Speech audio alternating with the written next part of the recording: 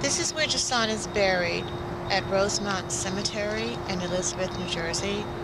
This is January 1, 2014, and I'm here at the cemetery. I want to highlight the fact this is my actually second visit. We came on Christmas Day. This will be the 5th year that we lost Jasun. Jasun going into the 5th year on August 30th, 2014 will be 5 years that we lost him.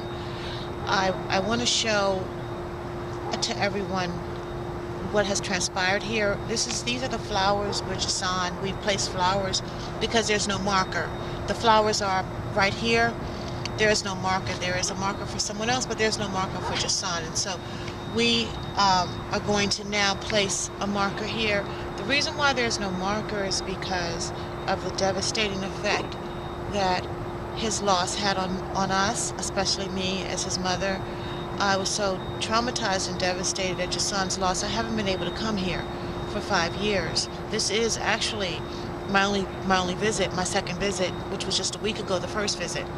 So I was numb to the fact and haven't been able to face the fact that he's actually gone. Did not want to come to the cemetery and did not want to face any of this. And now I have the strength to face it finally, and wasn't even looking for anything attached to a cemetery, a marker or anything else, because in my mind, in my subconscious, he was still here. And the fact of facing him, the reality of facing him was just too entirely painful. But this is what family violence and police brutality and family violence, this is the place it leads to. So if you are in an abusive relationship, if you have family violence that's systemic in your family system, if you're married to a partner who is abusive emotionally, physically, psychologically, it doesn't even have to be physically, it could be emotionally and spiritually, get out. If you have kids, get out. Get out while your children are young. Get out while they're just babies, before the toxicity of the abuse embeds their spirit and they chase abuse, because that's what happened to Jasun. He was beat up. He was, the reasons that they're giving us for him dying are not accurate. He turned to drugs as a means to anesthetize his pain. And so we have child number 1. Child number 2 is in Texas. I'm on my way out there to visit the interment. First time again in almost 5 years. But this is where it leads to.